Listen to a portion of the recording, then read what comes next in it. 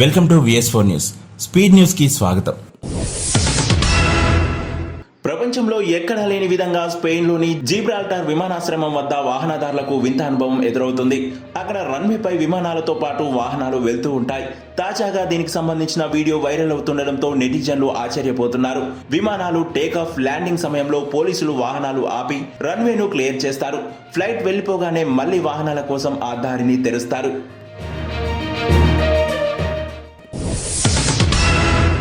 భారత్కు చెందిన 22 మంది అతి సంపన్నులు విదేశాల్లో స్థిరపడేందుకు మొగ్గు చూపుతున్నట్లు కోటక్ ప్రైవేట్ ఈవై సర్వేలో తేలింది. ఎక్కువగా యూకే, యుఎస్, యుఏఈ, కెనడా, ఆస్ట్రేలియాలో నివసించేందుకు ఇష్టపడుతున్నారు.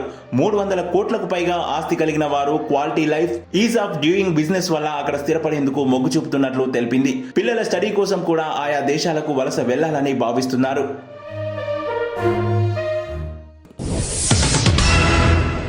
చట్టవిరుద్ధంగా నరికిన చెట్లకు ఒక్కోదానికి 1,00,000 చొప్పున జరిమానా చెల్లించాలని యూపీకి చెందిన శివశంకర్ అగర్వాల్ ను సుప్రీంకోర్టు ఆదేశించింది.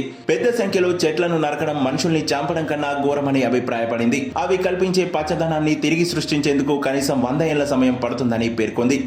దాల్మియా వ్యవసాయ క్షేత్రంలోని 454 చెట్లను అగర్వాల్ నరికివేశాడు. దీంతో కోర్టు జరిమానా విధించింది.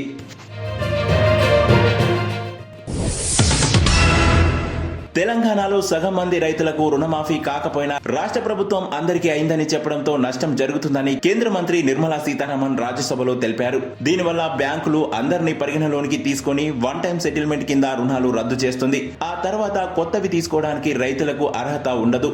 దీంతో అన్నదాతలు అటు ఇటు కాకుండా పోయారని విచారణ వ్యక్తం చేశారు.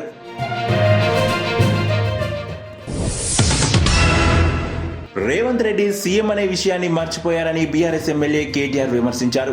ఎమ్మెల్యేల అనర్హత పిటిషన్లపై అసెంబ్లీ వేదికగా తీర్పు ఇవ్వాలని ప్రయత్నించారని ఎక్స్లో దుయ్యబట్టారు.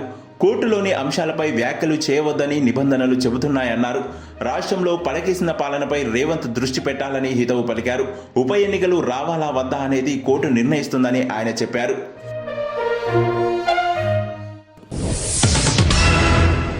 చాకలి ఐలమ్మ మహిళా విశ్వవిద్యాలయానికి యూజీసీ గుర్తింపు లభించింది. దీంతో విద్యార్థినుల సర్టిఫికెట్స్ పై అధికారికంగా వర్సిటీ ముద్ర పడనుంది.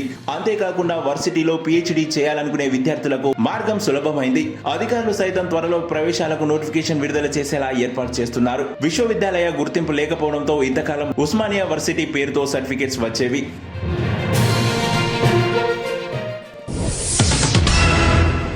రంజాన్ పండగ వేళ సీఎం మంత్రులకు ఈసీ షాక్ ఇచ్చింది. హైదరాబాద్ స్థానిక సంస్థల ఎమ్మెల్సీ ఎన్నికల షెడ్యూల్ విడుదలైన నేపథ్యంలో సీఎం రేవంత్ రెడ్డితో పాటు మంత్రులు, ఇతర ప్రజాప్రతినిధులు రంజాన్ వేడుకల్లో పాల్గొనడానికి అనుమతి లేదని ఈసీ స్పష్టం చేసింది. ఎన్నికల ప్రవర్తన నియమావళి అమల్లో ఉండడంతో ఈ నిర్ణయం తీసుకున్నట్లు ఈసీ తాజాగా ఒక ప్రకటనలో వెల్లడించింది.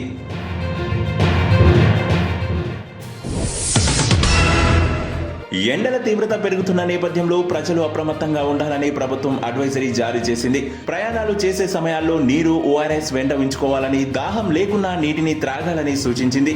వీలైనంత వరకు శరీరాన్ని కప్పి ఉంచేలా దుస్తులు ధరించాలని, కళ్ళజోడు, క్యాప్ పెట్టుకోవాలని తెలిపింది. వీలైనంత వరకు ఇంట్లోనే ఉండాలని, మధ్యాహ్నం 12 నుంచి 3 గంటల ప్రాంతంలో బయటకు వెళ్లవద్దని పేర్కొంది.